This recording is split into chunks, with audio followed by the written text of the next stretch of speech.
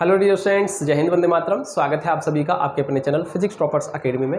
मैं हूं गौरव सिंह और मैं आपके लिए लेकर आया हूं 12th क्लास की फिजिक्स और इसका चैप्टर नंबर 2 जिसका नाम है गॉस की प्रमेय। और आज हमारा इसमें पार्ट नंबर 2 है। पार्ट नंबर 1 जिसमें मैंने आपको विद्युत फ्लक्स के बारे में जानकारी दी थी, ठीक है, वो मैंने आपको पिछली वीडियो में कराया था पार्ट नंबर 1 में। तो आज है हमारा important topic, very very very most important topic, ये बोर्ड के लिए बहुत ज़्यादा वेरी मोस्ट इंपॉर्टेंट टॉपिक है जिसका नाम है गॉस की प्रमेय, ठीक है, जो कि चैप्टर का नाम है हमारा, ठीक है। और देखिए ये जो होता है, क्या होता है, इसको समझने की कोशिश करेंगे।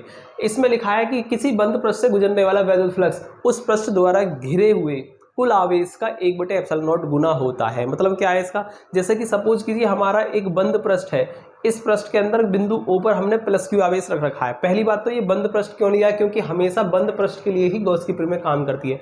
अगर आवेश बंद पृष्ठ के अंदर नहीं है तो वहां पर हम गॉस की प्रमेय अप्लाई नहीं कर सकते। गॉस की प्रमेय अप्लाई करने की सबसे पहली कंडीशन ये है कि आवेश बंद पृष्ठ के अंदर होना चाहिए, ठीक है। तो इसलिए मैंने ये बंद पृष्ठ लिया है। किसी भी आकृति का ले सकते हैं, जरूरी नहीं है ऐसा ही लें, आप किसी भी आकृति का ले सकते हैं, बस बंद होना चाहिए, ठीक है। बंद पृष्ठ के अंदर सपोज करो बिंदु O पर प्लस क्यू आवेश रखा है, तो अब इससे इस पृष्ठ से क्या गुजर रहा होगा, बहुत सारा फ्लक्स गुजर रहा होगा। फ्लक्स मतलब बल रेखाओं की संख्या, यानी बहुत सारी बल रेखाएं इस पृष्ठ से गुजर रही होंगी, ठीक है। बहुत सारी बल रेखाएं इस पृष्ठ से गुजर रही होंगी, तो बल रेखाओं की कुल संख्या ही फ्लक्स होती है, विद्युत फ्लक्स, ठीक है। तो अर्थात हम क्या कहेंगे कि इस पृष्ठ से बहुत सारा विद्युत फ्लक्स पास गुजर रहा है। तो कितना विद्युत फ्लक्स गुजर रहा है उसको ज्ञात करने के लिए ही गॉस ने अपना एक नियम दिया था जिसे हम कहते हैं गॉस की प्रमेय, ठीक है। कि भाई कितना फ्लक्स होगा, किसी बंद पृष्ठ से गुजरने वाला कितना फ्लक्स होगा, उसको कैसे बताएंगे कि कितना है, इस बात की जानकारी कौन देता है, गॉस की प्रमेय से हमको मिलती है, ठीक है। कैसे मिलेगी जरा ध्यान से देखें। किसी बंद पृष्ठ से गुजरने वाला विद्युत फ्लक्स, अब इस बंद पृष्ठ से कितना विद्युत फ्लक्स गुजर रहा होगा, कितना होगा, उस पृष्ठ द्वारा घिरे कुल आवेश कितना है, Q है, ठीक है। इसका 1/ε0 गुना होता है। समझ में आया क्या मतलब है इसका। सपोज कीजिए इस बंद पृष्ठ के अंदर Q आवेश है, ठीक है। तो बंद पृष्ठ से जो गुजरने वाला फ्लक्स होगा फाई, वो इस आवेश Q का 1/ε0 गुना होगा, अर्थात फाई बराबर Q/ε0। तो इसको हम ऐसे भी लिख सकते हैं। यही होती है गॉस की प्रमेय। समझ में आया। अब ये कहाँ से आया, गॉस ने कैसे बताया, तो इसको हम डेरिवेशन के बाद बताएंगे, ठीक है। तो चलिए करते हैं हम इसका डेरिवेशन। गॉस की प्रमेय आपको समझ में आई होगी, अब हम इसका डेरिवेशन करते हैं कि ये कहाँ से आया, ठीक है। चलिए सपोज कीजिए ये बंद पृष्ठ है, इसके अंदर मैंने एक छोटा सा क्षेत्रफल dA ले लिया है। क्या ले लिया है, सूक्ष्म क्षेत्रफल अवयव मैंने dA ले लिया है, ठीक है। अब देखिए इस P बिंदु पर सबसे पहले मैं इस P बिंदु पर विद्युत क्षेत्र की तीव्रता ज्ञात करूंगा, ठीक है। और मान लीजिए ये P बिंदु है, ये क्या है हमारा, स्मॉल r दूरी पर है। कितना है, स्मॉल r दूरी पर है आवेश से, ठीक है। तो सबसे पहले इस प्रमेय को सिद्ध करने के लिए मुझे P बिंदु पर गुजरने वाला विद्युत क्षेत्र की तीव्रता ज्ञात करनी होगी, ठीक है। विद्युत क्षेत्र की तीव्रता, ठीक है। तो तीव्रता की दिशा क्या होगी, देखो प्लस, और मैंने आपको बता रखा है जिस बिंदु पर विद्युत क्षेत्र की तीव्रता निकालते हैं उस पर हम प्लस का 1 कूलम आवेश मान लेते हैं। तो सपोज करो इस पर 1 कूलम आवेश रखा हुआ है, तो 1 कूलम आवेश पर लगने वाले बल की दिशा ही तीव्रता की दिशा होती है। तो प्लस प्लस में होगा प्रतिकर्षण, इसलिए विद्युत क्षेत्र की तीव्रता की दिशा जो होगी वो बाहर की होगी, ठीक है। और जैसा कि आप जानते हैं ये जो पृष्ठ है कैसा रखा हुआ है, ये इस तरीके से है पृष्ठ, कैसे है, ऐसे। तो इस पर क्या करेंगे, हम एक लंब सदिश खींचेंगे। क्या खींचेंगे इस पर, नॉर्मल वेक्टर। क्या खींचेंगे इस पर, अभिलंब सदिश खींचेंगे, यानी नॉर्मल वेक्टर। और नॉर्मल वेक्टर की जो दिशा होती है, यानी कि लंबवत जो 90 डिग्री कोण बनाते हुए जो, ठीक है, वेक्टर खींचा जाता है, उसी दिशा में क्या होता है, क्षेत्रफल सदिश होता है, dA वेक्टर। तो इस क्षेत्रफल dA का क्षेत्रफल सदिश क्या होगा, ये होगा। और सपोज करो ये जो E वेक्टर और dA वेक्टर के बीच में कितना कोण है, सपोज करो थीटा कोण बना हुआ है, ठीक है। हमने मान लिया कि कितना बना हुआ है, ये थीटा कोण बना हुआ है। और आप ना एक काम कीजिए, इसको यहाँ से और इसको यहाँ से मिला दीजिए। ये जो कोण होगा, ये d और यही होता है हमारा घन कोण। इसी को कहते हैं हम घन कोण। समझ में आया। तो ये घन कोण होता है। तो घन कोण के बारे में आपको थोड़ी सी जानकारी मिली, क्या होता है घन कोण। तो ये घनकोण क्या है, देखो एक बार और समझो घनकोण क्या होता है। जैसे कि मान लीजिए हमारा पास क्या है, एक ठोस है, किसी ठोस के अवयव द्वारा, यानी ठोस है ये, है ना, ठोस का एक छोटा सा अवयव ले लिया, यानी कि ये क्या पूरा ठोस है और इसका मैंने एक छोटा सा अवयव ले लिया, है ना, और इस छोटे से अवयव के कारण इस बिंदु O पर जितना भी कोण बनेगा इस कोण को कहेंगे हम घनकोण। ठीक है, तो ये हो गया हमारा घनकोण। अब जरा ध्यान से देखेंगे, घनकोण का एक फॉर्मूला होता है, मैं आपको घनकोण का फॉर्मूला बता दे रहा हूँ। घनकोण हमारा इसमें यूज होगा घनकोण, जिसको हम डी ओमेगा से प्रदर्शित कर रहे हैं। कितना होता है, डी ए कॉस थीटा बटे आर स्क्वायर, यानी डी ए क्या है, डी ए इसका क्षेत्रफल होगा।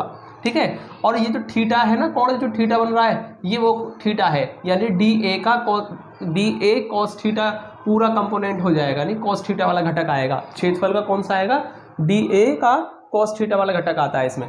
और ये जो दूरी है यहाँ से लेकर यहाँ तक की कितनी है, आर है, यानी आर स्क्वायर। तो इस तरीके से फॉर्मूला होता है घनकोण का, डी ओमेगा बराबर डी ए कॉस थीटा बटे आर स्क्वायर। ये आपको याद रखना है, घनकोण का फॉर्मूला होता है। ठीक है, अब जरा देखो, अब हम इसकी उत्पत्ति करेंगे, अर्थात हम इसका डेरिवेशन करेंगे। कैसा होगा, बिंदु ओ पर रखे क्यू आवेश, बिंदु ओ पर रखे प्लस क्यू आवेश के कारण किस पर, बिंदु P पर, कारण बिंदु P पर वैद्युत क्षेत्र की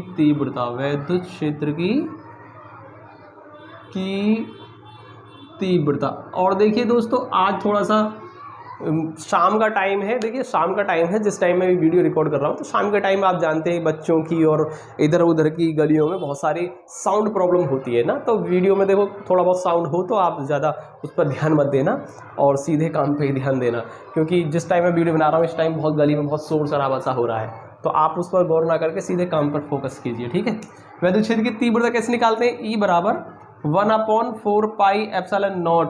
ठीक है, और क्यू आवेश के कारण निकाल रहे हैं, कितनी दूरी पर, आर दूरी पर। ये आपने फॉर्मूला पढ़ रखा होगा, वैद्युत क्षेत्र की तीव्रता का फॉर्मूला होता है 1/4 पाई एप्सिलॉन नॉट क्यू बटे आर स्क्वायर। ये आपने सबने पढ़ रखा है। ठीक है, इतना करने के बाद अब जरा ध्यान से देखिएगा, अब हमको क्या करना है, अब हमको कुल फ्लक्स निकालना है। तो सबसे पहले फ्लक्स निकालने के लिए मैं एक काम करूंगा, पहले छोटा सा जो क्षेत्रफल लिया है मैंने डी ए, ये जो खंड लिया है छोटा सा डी ए, मैं केवल इससे गुजरने वाला फ्लक्स निकालूंगा पहले। तो हम लिखेंगे सूक्ष्म क्षेत्रफल अवयव डी ए से गुजरने वाला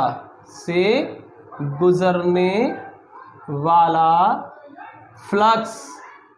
ठीक है, केवल इससे गुजरने वाला फ्लक्स निकालूंगा मैं, जिसको मैंने डी फाई मान लिया है। क्या मान लिया इसको, डी फाई। कैसे निकालेंगे हम, तो वो निकलेगा हमारा E vector dot D A vector. आपको मालूम होगा, हमने आपका एक फॉर्मूला बताया था, सूक्ष्म क्षेत्रफल अवयव डी ए से गुजरने वाला flux E vector dot D A vector. ठीक है, अब देखिए ध्यान से देखेंगे, इसको हम E D A cos theta ऐसे भी तो लिख सकते हैं। ठीक है, और इसके बाद देखिए यहाँ से ई की वैल्यू क्या है, ये जो वैल्यू है ई को यहाँ रख देते हैं 1/4 पाई एप्सिलॉन नॉट। ठीक है, और क्यू बटे आर स्क्वायर इंटू, और ई हो गया, और डी ए कॉस थीटा। ठीक है, आई थिंक आपने यहाँ तक लिख लिया होगा। अब मैं इसको ऊपर से थोड़ा सा रफ कर देता हूँ ताकि मुझे थोड़ा सा स्पेस मिल जाए इसे लिखने के लिए। क्या होगा देखिए, तो डी फाई हमारा कितना हो सकता है, यहाँ से इसको हम एक काम कर देते हैं 1/4 पाई एप्सिलॉन नॉट। ठीक है, और क्यू की इसमें मल्टीप्लाई कर देते हैं 1 में, तो इसको कर देते हैं हम क्यू बटे 4 पाई एप्सिलॉन नॉट कर लेते हैं। ठीक है, और डी ए कॉस थीटा ऊपर बचेगा हमारा, डी ए कॉस थीटा ऊपर बचेगा, और नीचे बचा हमारा आर स्क्वायर। ठीक है, अब जरा ध्यान से देखेंगे, ये जो वैल्यू है डी ए कॉस थीटा बटे R square, D A cos theta बटे आर स्क्वायर, देखिए डी ए कॉस थीटा बटे आर स्क्वायर, ये क्या बताया था मैंने आपको, घनकोण बताया था। ठीक है, डी ओमेगा, तो क्यों ना मैं इसको डी ओमेगा लिख दूं, डी फाई बराबर क्यू बटे 4 पाई एप्सिलॉन नॉट। क्या लिख सकता हूँ इसको, डी ओमेगा लिख सकता हूँ।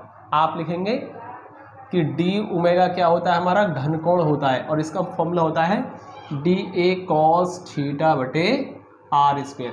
क्या है ये, हमारा घनकोण है। ठीक है, ये क्या है, घनकोण है। तो आई थिंक आपको इतना समझ में आया होगा। अब ये तो गुजरा है फ्लक्स किससे, इस छोटे से क्षेत्रफल dA से, मुझे निकालना है संपूर्ण पृष्ठ से गुजरने वाला फ्लक्स। अब जरा ध्यान से देखें, गॉस की प्रमेय के अनुसार इस पृष्ठ को हम क्या बोलते हैं, गॉसियन पृष्ठ भी बोल देते हैं। क्या बोलते हैं, गॉसियन पृष्ठ बोल देते हैं, क्योंकि गॉस ने बताया था ना कि आवेश सदैव बंद पृष्ठ के अंदर होना चाहिए, इसलिए हमने बंद पृष्ठ लिया था गॉस के अकॉर्डिंग, इसीलिए इसको हम गॉसियन पृष्ठ भी बोल सकते हैं। ठीक है, अब हम लिखेंगे संपूर्ण पृष्ठ, या कह सकते हैं संपूर्ण गॉसियन पृष्ठ, संपूर्ण पृष्ठ से होकर गुजरने वाला वैद्युत फ्लक्स। ठीक है, कैसे निकालेंगे उसको हम, देखिए जब हमें निकालना है पूरा फ्लक्स निकालना है, मतलब संपूर्ण फ्लक्स निकालना है हमें, पूरे पृष्ठ से होकर गुजरने वाला, तो उसके लिए हम क्या करेंगे, उसको मान लेते हैं, संपूर्ण फ्लक्स को मान लेते हैं हम कितना, फाई, जो कि कैसे निकलेगा, जो छोटे से पृष्ठ से गुजरने वाला फ्लक्स जो है डी फाई, इसका इंटीग्रेशन कर दीजिए। आप क्या करते हैं, इसका इंटीग्रेशन कर दीजिए डी फाई का। ठीक है, दोबारा सुन लीजिए, क्या है इसमें, हमें निकालना पूरे पृष्ठ से होकर गुजरने वाला फ्लक्स, तो मैं इस पृष्ठ के छोटे से क्षेत्रफल dA से गुजरने वाला फ्लक्स निकाल सकता हूं पहले डी फाई। ठीक है, और इस छोटे से पृष्ठ से गुजरने वाला फ्लक्स जो है डी फाई, इसका कर देंगे हम इंटीग्रेशन, मतलब पूरे पृष्ठ से गुजरने वाला फ्लक्स आ जाएगा। ठीक है, आई थिंक आपको समझ में आ रहा होगा। तो मैंने छोटे से पृष्ठ से गुजरने वाला फ्लक्स लिया डी फाई, और मैं इसका इंटीग्रेशन कर दूंगा, पूरे पृष्ठ से गुजरने वाला फ्लक्स निकल के आ जाएगा। ठीक है, और बंद पृष्ठ के लिए है, इसलिए मैं इसको इस तरीके से कर सकता हूँ, क्लोज, ठीक है ना, क्लोज पाथ के लिए, बंद सतह के लिए इस तरीके से कर सकता हूँ। ठीक है, और डी फाई की वैल्यू क्या है हमारी, देखिए Q/4 पाई एप्सिलॉन नॉट। ठीक है, एप्सिलॉन नॉट, और कितना हमारा डी ओमेगा। अब इसमें से जो कॉन्स्टेंट है उसको तो कर दीजिए बाहर। ठीक है, जो कॉन्स्टेंट टर्म है ना उसको हम बाहर कर देते हैं यहाँ से, तो Q/4 पाई एप्सिलॉन नॉट बाहर आ गया हमारा, और अंदर क्या बचेगा हमारा, डी ओमेगा बचेगा। अब एक चीज और ध्यान से सुनिए आप, ये जो डी ओमेगा है हमारा केवल छोटे से पृष्ठ से होकर गुजरने, यानी इस छोटे से पृष्ठ के कारण इस बिंदु O पर घनकोण है। ठीक है, अब अगर मैं इसका इंटीग्रेशन कर देता हूँ, डी ओमेगा का इंटीग्रेशन कर दूं, मतलब पूरे पृष्ठ द्वारा बिंदु O पर बना घनकोण, तो ये पूरे पृष्ठ द्वारा बना घनकोण आ गया बिंदु O पर, जो कि हमेशा फिक्स होता है, कितना होता है, 4 पाई के बराबर होता है, ये फिक्स वैल्यू है, ध्यान रखना।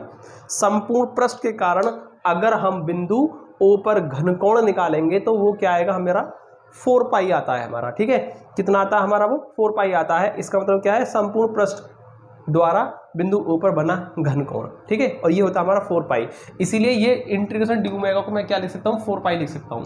तो यहाँ से फाई बराबर Q/4 पाई एप्सिलॉन नॉट, और कितना हो जाएगा हमारा, ये 4 पाई हो जाएगा। इस 4 पाई से ये आपका 4 पाई खत्म। ठीक है, तो क्या बचेगा हमारा, फाई बराबर Q इधर से बचा और एप्सिलॉन नॉट इधर से बचा, यानी Q ऊपर से एप्सिलॉन नॉट नीचे से, तो Q/एप्सिलॉन नॉट आ गया। और यही क्या बताया था मैंने आपको, यही गॉस की प्रमेय है, यही गॉस की प्रमेय है। ओके, समझ में आ गया ना आपको। अभी जस्ट थोड़ी देर पहले मैंने आपको बताया था कि बंद पृष्ठ से होकर गुजरने वाला कुल वैद्युत फ्लक्स फाई बंद पृष्ठ द्वारा घेरे कुल आवेश Q का 1/एप्सिलॉन नॉट गुना होता है, अर्थात फाई बराबर Q/एप्सिलॉन नॉट। यही आपको बताया था। तो ये कैसे आता है, मैंने यहाँ पर इसका डेरिवेशन कर दिया है, उत्पत्ति करके दिखा दी है। ठीक है, तो आई थिंक आपको समझ में आया होगा, यही है गॉस की प्रमेय। ओके, चलो ठीक है, आज हम केवल इतना ही रहने देते हैं इस वीडियो में। अभी अगली वीडियो में हमको गॉस की प्रमेय के अनुप्रयोग करने हैं, जिसमें 4 अनुप्रयोग हैं, जो कि वेरी मोस्ट इंपॉर्टेंट अनुप्रयोग हैं, जिनमें से एक हर बार बोर्ड में आता ही आता है, एक अनुप्रयोग, और उस पर न्यूमेरिकल भी आता है। चारों में से किसी एक अनुप्रयोग पर आधारित एक न्यूमेरिकल भी आएगा। ठीक है, तो ये स्टार्ट करेंगे हम अगले वीडियो में। आज के लिए सिर्फ हम इतना ही रहने देते हैं। ठीक है, जय हिंद।